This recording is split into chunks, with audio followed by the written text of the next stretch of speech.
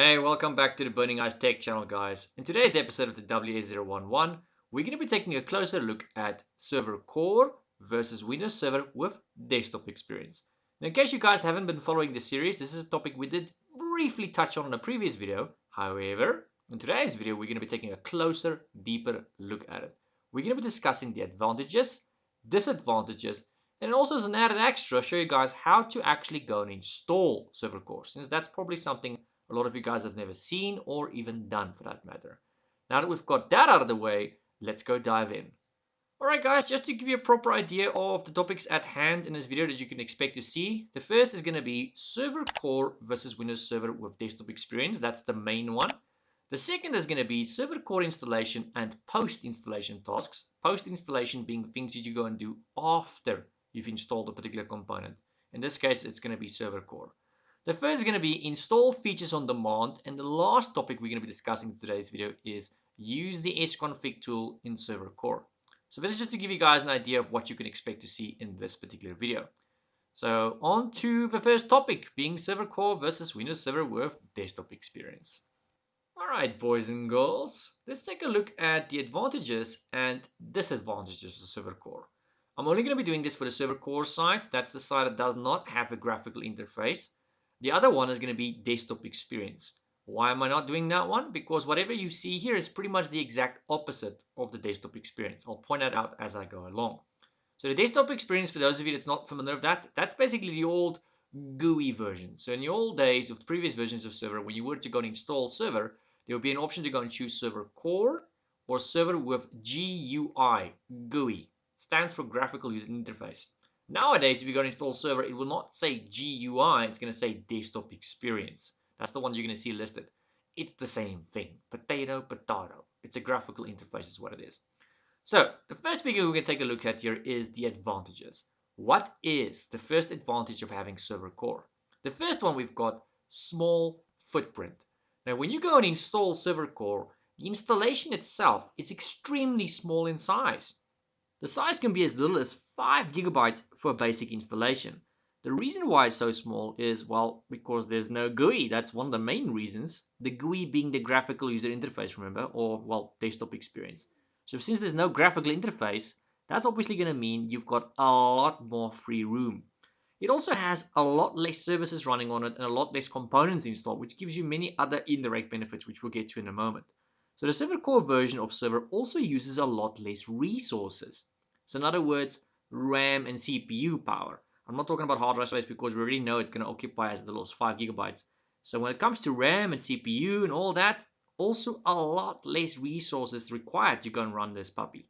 The second benefit server core gives us is it installs fewer components, which I just mentioned a few moments ago. Now, since you'll have less components, that in turn means you'll have less software updates. So indirectly, it has other benefits if you think about it. For example, less monthly restarts will be required since you'll have less updates taking place. So less software means less updates means less restarts. So all in all, you're going to be spending a lot less time on maintenance with this baby. How about that? Doesn't that just sound great? Our third benefit, or advantage I should say, is smaller attack surface. Now remember, with server core, you've got minimal components and services and stuff installed in it. And I'm not just talking about the GUI now. So since you've got less stuff installed, that in turn means there's less stuff for a hacker to go and attack. So if you imagine for a moment that I'm a malicious user or a hacker that wants to break into your server, if you go ahead and install server core versus the desktop experience, I, as the hacker, will have less things I can go and target now and take advantage of or exploit in your server. Obviously, nothing in life is unhackable. Anything can be hacked. You just want to go and make it as darn gosh inconvenient for me as possible. You know, the more security you add at the end of the day, the better. So if you're going to go and use server core, you're going to have a lot less components and a lot less features and services and stuff installed there and running on it and all that. Which means I, as the hacker, are going to have a lot less stuff I can go and take advantage of or exploit for that matter. So all in all, it's very, very secure. I've had many clients over the years which prefer to use server core, and the main reason they gave me was because they prefer to use it because of the security benefits it gives them. End of the day, it still remains your choice. Some people prefer to use the desktop experience version or GUI version, I should say, and they'll just go and add on a lot of security. But at the end of the day, that version, the desktop experience version, is going to go and require a lot more space in your hard drive. It's going to have a lot more components installed, which sometimes is a benefit, not a con.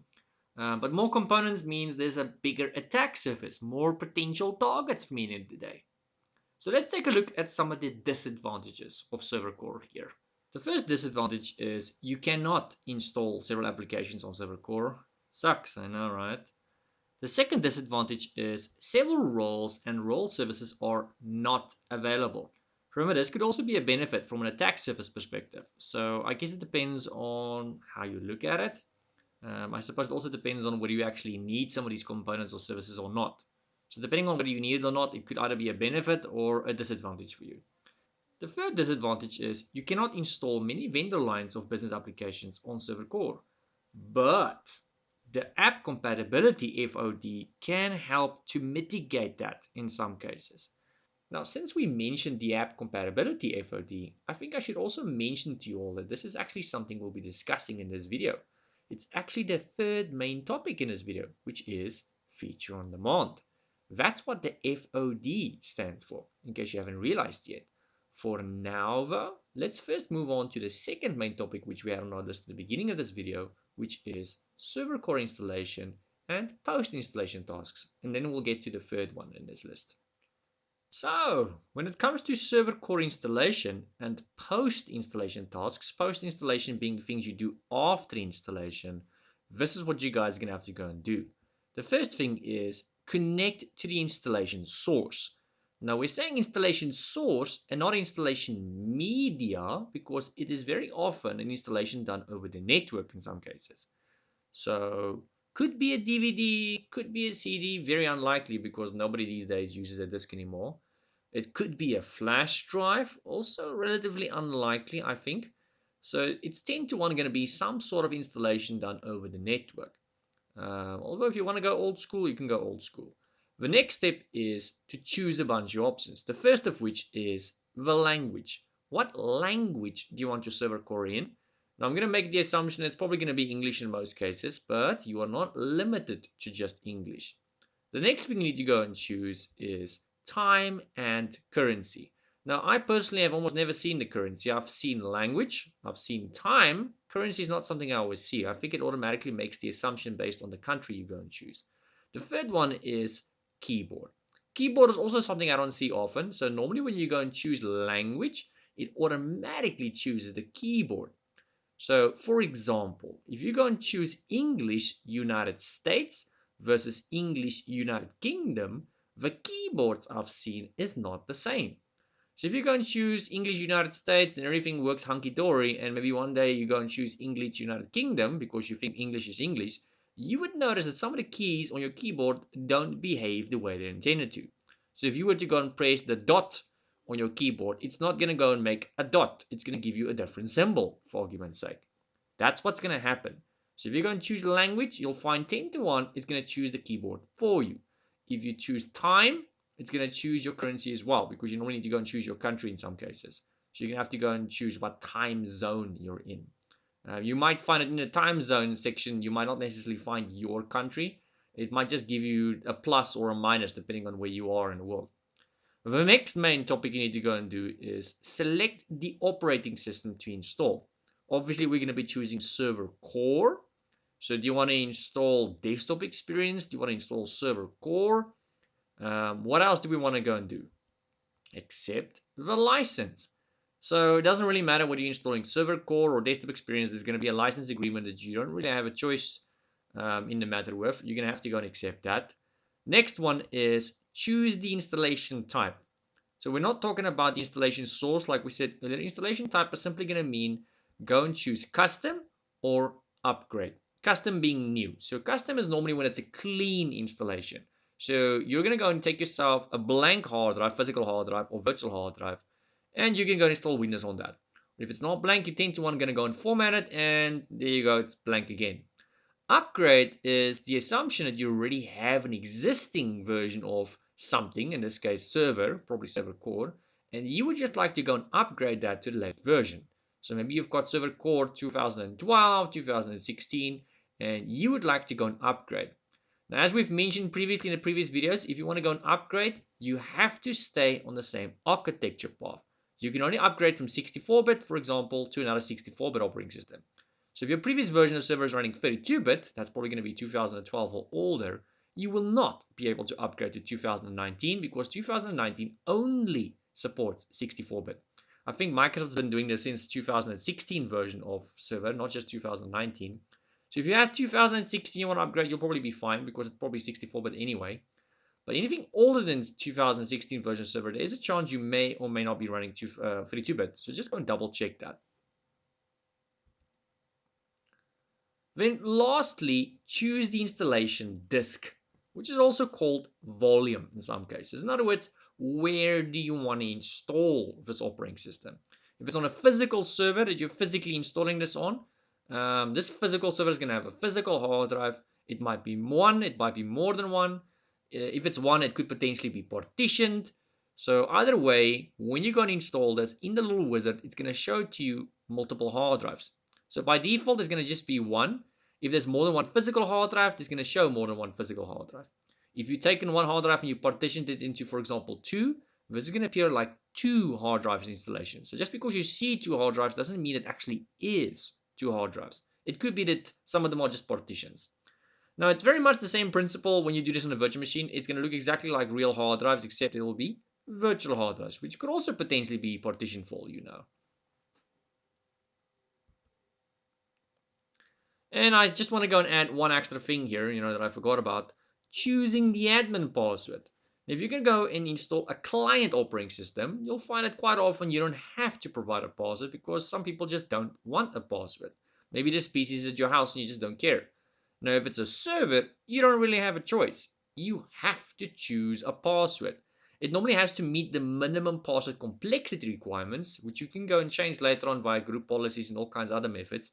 So the minimum password complexity requirements by default is it has to be 8 characters, numbers, letters, uppercase and lowercase, and symbols and all that. So it's got to meet all those requirements. Later on, if you're very paranoid, you can go and increase that to maybe 12 characters, prevent people from using previous passwords. You can go and connect this to a domain, which you probably are going to do 10 to 1 considering it's a server.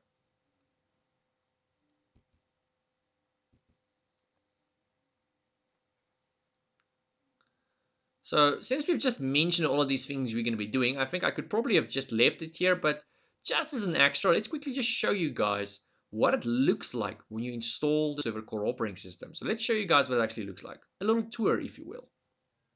Well, folks, here we are on my Hyper-V. So I'm going to go and attempt to install Server 2019 Server Core Edition on a virtual machine on Hyper-V. I have to do it on a virtual machine, otherwise I won't be able to record the whole procedure and you won't be able to see. So there I went, I created a new virtual machine. I've already pre-mounted the disk of Server 2019. I don't think it's got all the additions on it, but it should be enough to show you what you need to see. So for now, let's start things off by starting this virtual machine so you can see what the procedure looks like. See it's starting. There we go. Press any key. Gonna make this full screen for you guys. There we go.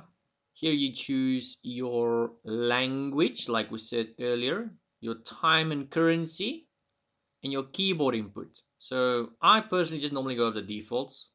So you get to choose your language, your time and currency, your keyboard. That's the first thing we saw on the list. Next, if you want to go and do some sort of repair, you can do that from here. That's a topic for later on. So now we're just going to go ahead and click on install. Now we choose the operating system that we want to install. So depending on what ISO image you have or how or where you're installing this from, you might potentially see just one or multiple ones. So for now, what do we want to install? We want to install core. That's the one I want. So in some cases, it'll probably say something standard dash desktop experience, standard dash core, data center dash core, data center dash desktop experience, and all that. So for now, the one we're looking for is core, as you can see there. So I'm going to go and choose core. Next, the license agreement we spoke of earlier. You don't really have a choice. You can see I can't click next unless I accept this. Accept. Now I can go and click on next. This is the installation type we spoke of. Either upgrade or custom. So upgrade is the assumption that you already have an existing operating system, which is probably server, and probably 64-bit in architecture. So if you're sure you meet the minimum requirements to be able to do that, you can go ahead and do that. Custom is a clean installation. So I'm going to go and click on custom. Here you'll see your physical hard drives or virtual hard drives. Now what I see here is, here you'll choose the hard drive you want to install this on. So it's going to show you all your physical hard drives or virtual hard drives or partitions. It's difficult to know whether it's an actual hard drive or a partition or a virtual hard drive. When you see this menu, we will never really know. So just choose the partition, hard drive, or virtual hard drive you want to install this on. If it needs to be formatted, you can do this from this point in time if you really need to. If you would like to go and partition it even further, you can go do that from this point and forward as well. So for now, I'm going to install this on a small little hard drive I made purely for the purposes of installing Server Core. You might think to yourself, but that's very small. Yes, it is, but remember, Server Core normally occupies only up to as much as 5 gigs. So that's going to be more than enough for the purposes of this installation. So I'm going to go ahead and click on next. Alright guys, so this is obviously going to take a while, so I'm going to do a bit of a time lapse here just to speed things up for you guys. Alright guys, after it reached the end there, it had to go and restart itself. So now the server just restarted itself and it's just getting things ready. And then we'll see what it looks like. It seems now it's restarting again. You can see it's busy booting up. Okay, so server core has just started for the first time. You can see here it says administrator. The user's password must be changed before signing in. So I'm gonna have to go and choose a password now first. That was one of the last steps we saw there in my little list of steps to go and do. So let's go and put a password. I'm just gonna go and press OK.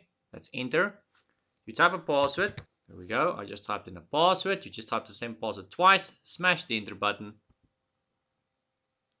Alright, confirmation, your password has been changed. Just enter again.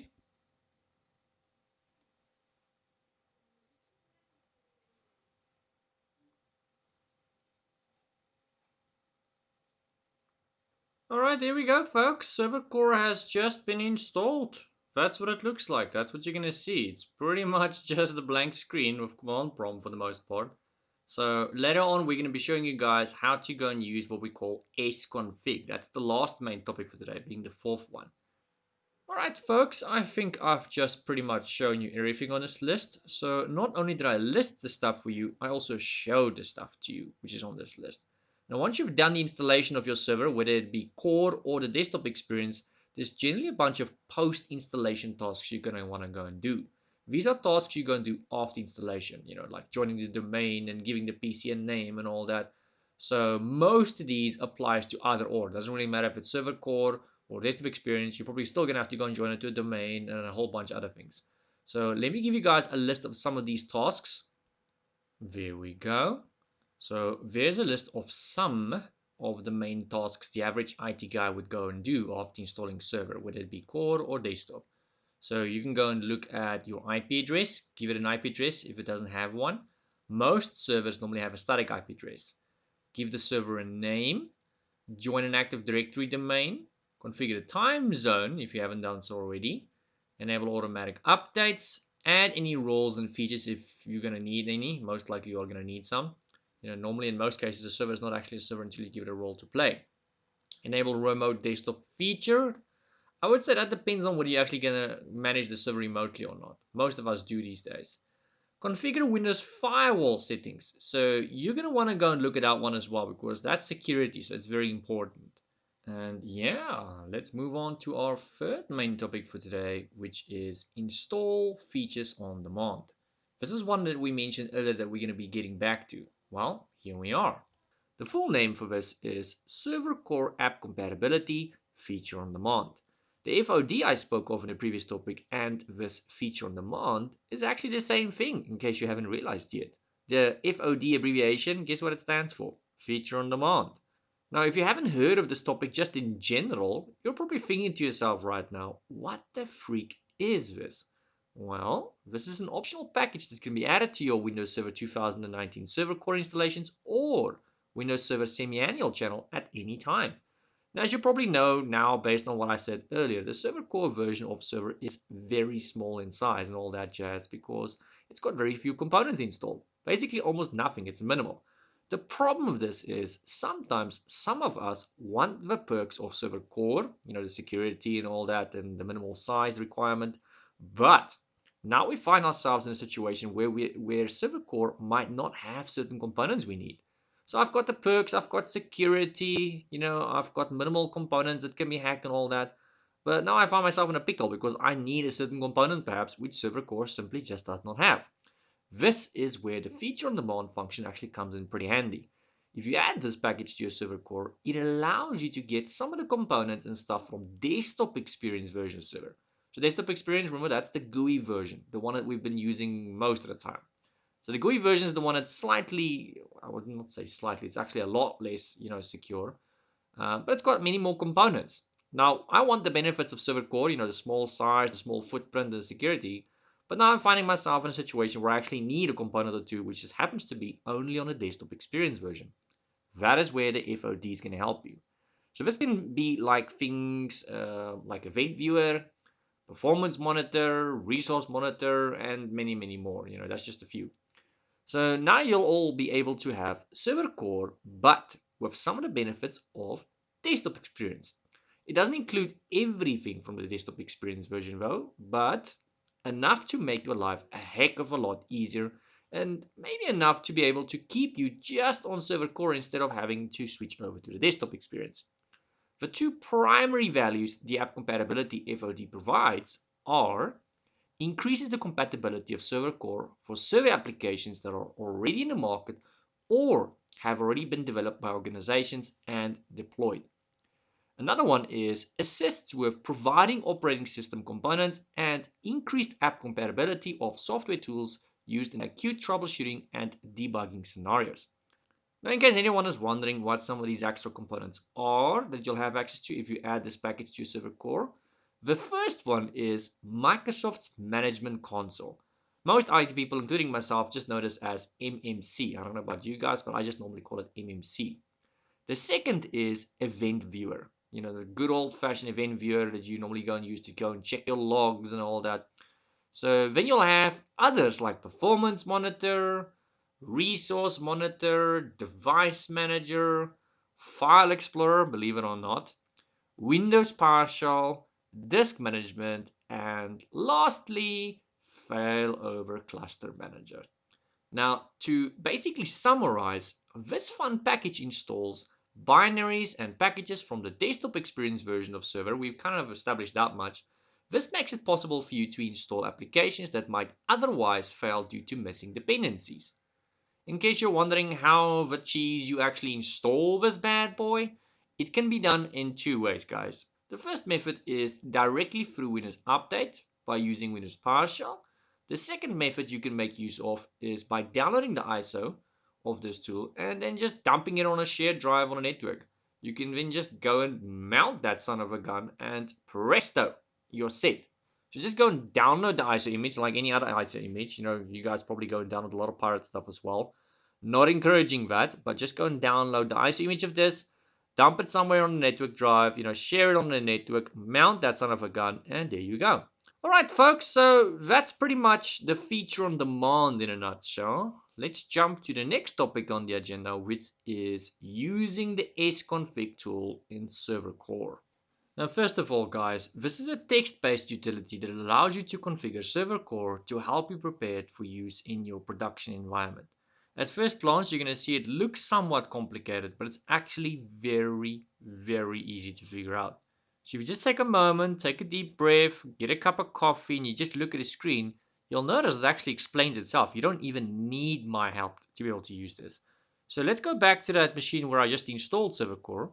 Okay, here we are, guys, back on the virtual machine where I installed server core. I had to go and start it back up. Just going to provide the password, and there you go. As we can see, back on command prompt. So if you would like to, for example, go into PowerShell, which is not a topic at hand here, you're simply just going to go and type in PowerShell, and that's going to switch you over to PowerShell. You're going to see the command is going to still say the same. It's just going to have a PS in the front, which basically stands for PowerShell. So what I want to run right now is the sconfig tool.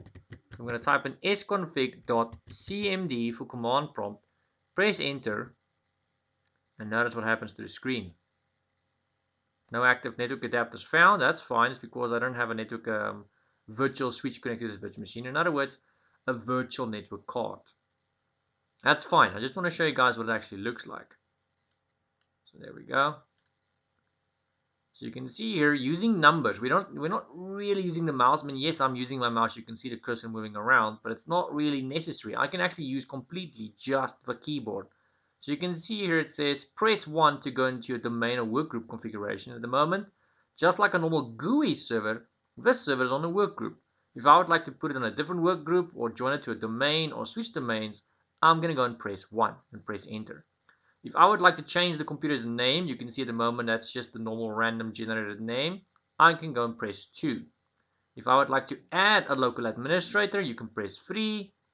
Windows Update settings, press 5. So these are basically the 15 options we spoke of earlier in this video. Network settings at the moment, it doesn't really allow me to go and do that because I don't have a network adapter configured here, but you can go and specify that. Date and time, telemetry settings, Windows activation, log off, and all that. So if I were to want to go and configure domain or whatever, I'm just going to go and press 1, press enter. It's going to ask you, do you want to join a domain? If it's a domain, press D. If it's a work group, press W, or just press B for cancel, or just leave it blank for cancel. So I just left it blank for cancel. Let's say I want to go and change the computer's name. I'm going to go and press 2, press enter. There you go, enter new computer name. I'm gonna go and say Burning Ice Tech. Let's call this virtual machine or this server called Burning Ice Tech. Press enter. Changing the computer name. You must restart a computer to apply these changes. The same applies if you would like to join a domain. So if you'd like to join a domain, same story. So what I would normally do here is, and this is what I do in real life, is yes, I'm going to have to go and restart, but I don't normally restart immediately because I would probably going to have to go and join this machine to a domain as well. So normally I'll first change the name. When it asks me if I want to restart, I'll say no. Instead of yes, I'll say no, just for time being.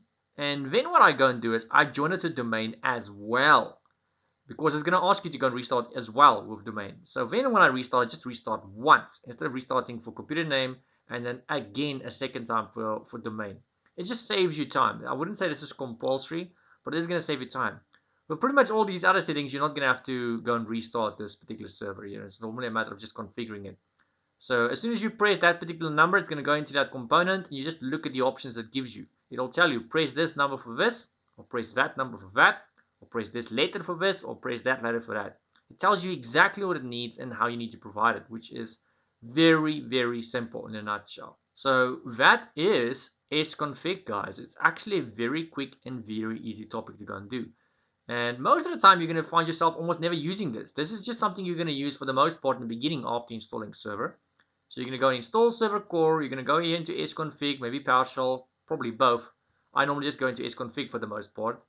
And once you've configured most of the stuff, it's very unlikely you're going to find your stuff coming in here again, unless you need to go and join a different domain. So once it's set, it's set. So this is the post-installation requirements that we normally go and do. So if we go back here, you can see Sconfig provides 15 different options for initial configuration. So the 15 different options that it has, there we go. 15 different options like we saw in a screenshot. So in the screenshot, you can see here, it's been joined to a domain called contoso.com. Microsoft loves using Contoso, Fabricon, Adatum. There's quite a few they like using. But there's the 15 options you've got available. So that's pretty much it, boys and girls. That is Sconfig or server configuration in a nutshell. I hope this video has been informative, guys. I think it was. So please give the video a like if it's been informative. Subscribe if you're new to this channel, otherwise you will not know when a new episode comes out. And I'll see you guys next time on the next lesson. Thank you, guys. If you love me, let me know.